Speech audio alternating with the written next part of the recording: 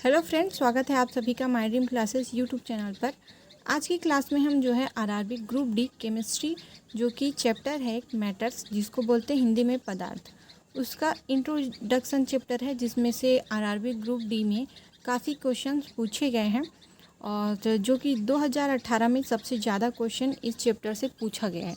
तो आइए देखेंगे हम यहाँ पे MCQ क्वेश्चंस, जैसे कि टॉप 10 MCQ मैंने यहाँ लगाया है। तो यहाँ पे हम टोटल बात करें तो 10 क्वेश्चन देखेंगे जो कि आए हुए क्वेश्चंस है। वही क्वेश्चन यहाँ पे हम आपको प्रैक्टिस करा रहे हैं जो क्वेश्चन आए हुए हैं। तो ये केमिस्ट्री का पहला क्लास है और बाकी की क्लास बायो की प्लेलिस्ट बनी हुई है, आप जा कर के देख सकते हैं। तो देखिए यहाँ पे आप स्क्रीन पर देख सकते हैं। क्वेश्चन नंबर 1 है, निम्नलिखित में से किसके अणुओं के बीच आकर्षक बल अधिकतम होता है। ये 2018 में पूछा गया है। ये सभी क्वेश्चन 2018 में पूछा गया है और 2018 के बाद इस यूनिट से कोई भी क्वेश्चन नहीं पूछा गया है, मैं ये भी बता देती हूँ। ठीक है, तो ये यहाँ पे हम देखते हैं। ऑप्शन है आपका द्रव, बी गैस, सी प्लाज्मा और डी है ठोस। तो इसका जो है राइट आंसर हो जाएगा, वो हो जाएगा आप लोगों को ऑप्शन नंबर डी। ठोस जो होता है इसके अणुओं के बीच आकर्षक बल अधिकतम होता है। ठीक है, अगर हम इन तीनों में कंपेयर करें, द्रव, गैस और प्लाज्मा में, तो जो है ठोस में ज़्यादा जो है आकर्षण बल पाया जाता है। ठीक है, अगला क्वेश्चन देखते हैं। Question number 2। क्वेश्चन नंबर 2 पढ़ते हैं, पदार्थ के संदर्भ में निम्न में से कौन सा कथन सही नहीं है। सही नहीं है कहा गया है। आइए ऑप्शन देखते हैं। ए, पदार्थ के कणों के बीच कोई आकर्षक बल नहीं होता। बी, पदार्थ के कण द्रव और वायु में सतत स्थानांतरित होते हैं। सी ऑप्शन बोल रहा है पदार्थ कणों से बना होता है और डी ऑप्शन है पदार्थ कणों के बीच अंतर होता है।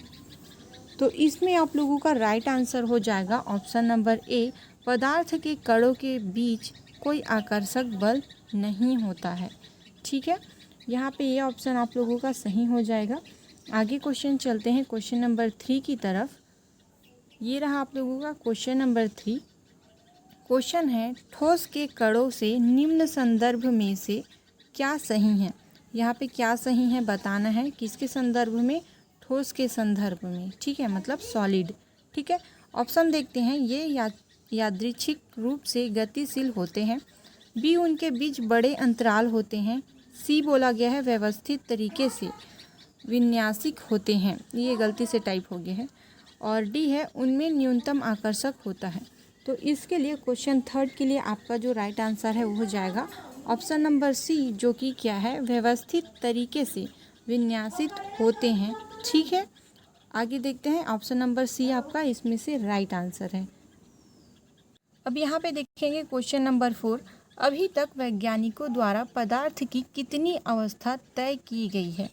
तो ऑप्शन आपको दिया गया है 2, 5, 4 और 3। तो इसका जो राइट आंसर है, तो ये ऑप्शन नंबर बी आपका राइट आंसर है।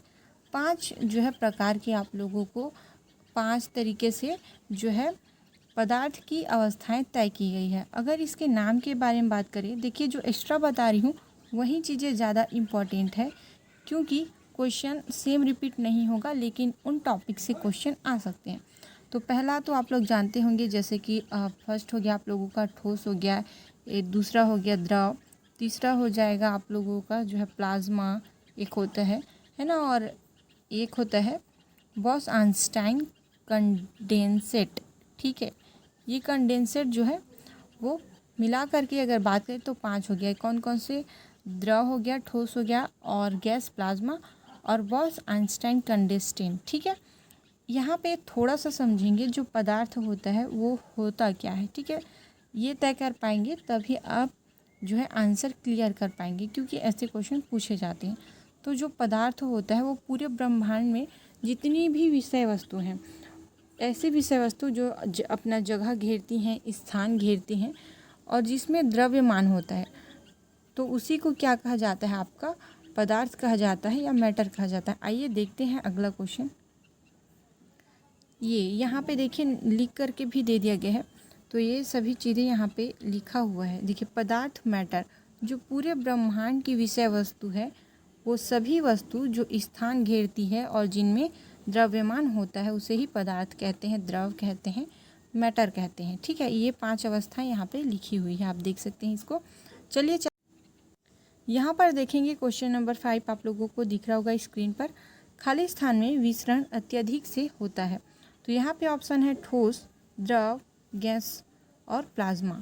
ठीक है, तो इसका जो राइट आंसर है आपका हो जाएगा ऑप्शन नंबर सी, गैस में जो है विसरण अत्यधिक होता है। ठीक है, अब इन दोनों के बीच मतलब जो आकर्षक एवं प्रति आकर्षक जो होता है, ठीक है, गैसों में जो पार्टिकल्स है, मैटर है, उनके बीच आकर्षक एवं प्रति आकर्षक नहीं होता है। ठीक है, और इसमें जो है पदार्थ अगर भौतिक अवस्थाएं क्या होती हैं, ऐसे जो क्वेश्चन आता है आप लोगों को, जैसे पदार्थ में जो है, पदार्थ में भौतिक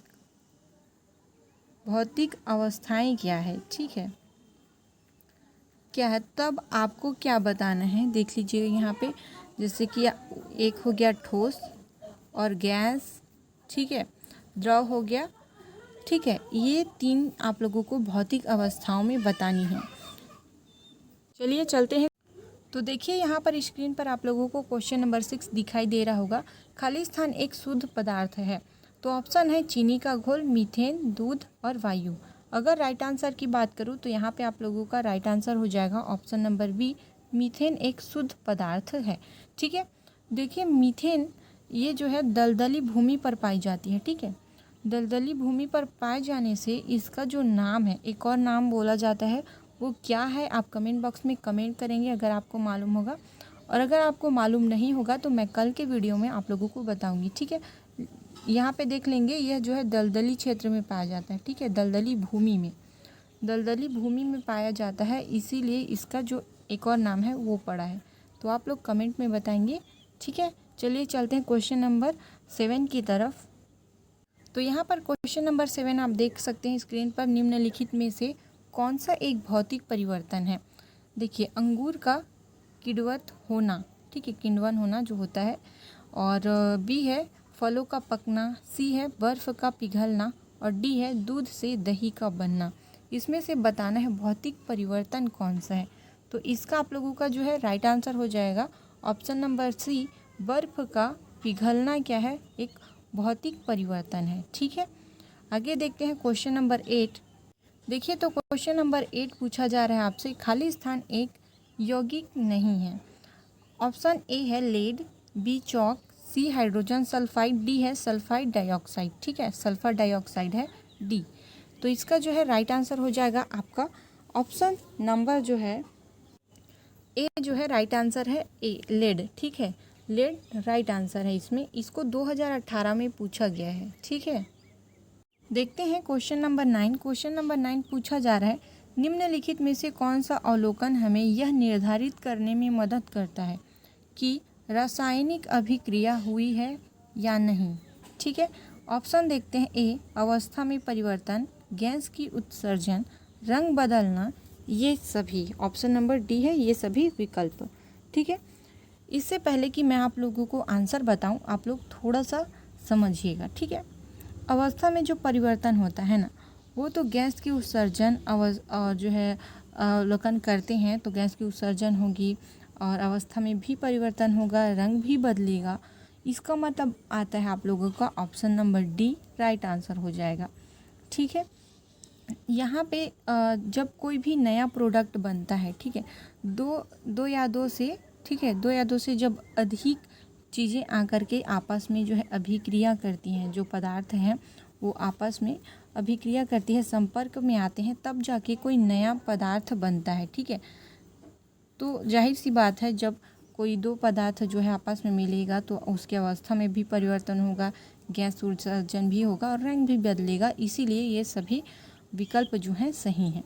ये जैसे कि अगर मैं आप लोगों को एक एग्जांपल दूं, तो आप लोगों के घर में दूध होगा, तो ज़्यादातर दूध से दही बनाने की जो प्रक्रिया है वो आप लोगों का जो है देखेंगे, उसमें सारी चीज़ें परिवर्तन होती हैं।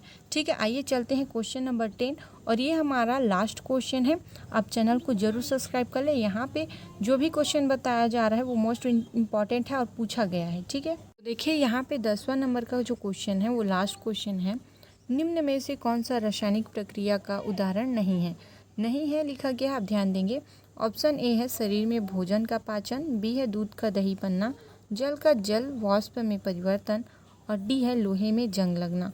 तो इसका जो है राइट आंसर बताने से पहले मैं आप लोगों को ये बता देती हूँ कि रासायनिक प्रक्रिया क्या होती है। ठीक, रासायनिक प्रक्रिया में क्या होती है, वह परिवर्तन जिसमें परिवर्तन के बाद अगर मैटर फिर से पहले अवस्था में प्राप्त ना किया जा सके, या फिर बोलें तो नए पदार्थ बनता है ना, तो उसकी जो प्रकृति होती है उसमें भौतिक और रासायनिक दोनों तरीके से बदलाव होते हैं। ठीक है, जैसे एग्जाम्पल के लिए आप लोगों का जो ऑप्शन दिया गया है वही है, जैसे शरीर में भोजन का पाचन होना, कुछ नया बनेगा। ठीक है, दूध का दही का बनना और लोहे में जंग लगना। लेकिन अगर हम ऑप्शन नंबर सी की बात करें तो इसमें ऐसा नहीं होगा। अगर वाष्प होगा तो फिर भी वापस से ही वो जल बन जाएगा। इसीलिए इसमें से रासायनिक प्रक्रिया नहीं है। ऑप्शन नंबर सी ये राइट आंसर हो जाएगा आप लोगों का। ठीक है, अब ये जो था लास्ट क्वेश्चन था। हम मिलेंगे अब कल की क्लास में। कल मैं आप लोगों को शाम के 7 बजे आप लोगों को डेली क्लासेस मिल जाएंगी। ठीक है, और इस वीडियो को लाइक करें, शेयर करें, सब्सक्राइब करें। आपको अच्छा लगा हो तो कमेंट भी करें जो क्वेश्चन मैंने आप लोगों को दिया है। चलिए मिलते हैं, बाय बाय, टेक केयर, धन्यवाद।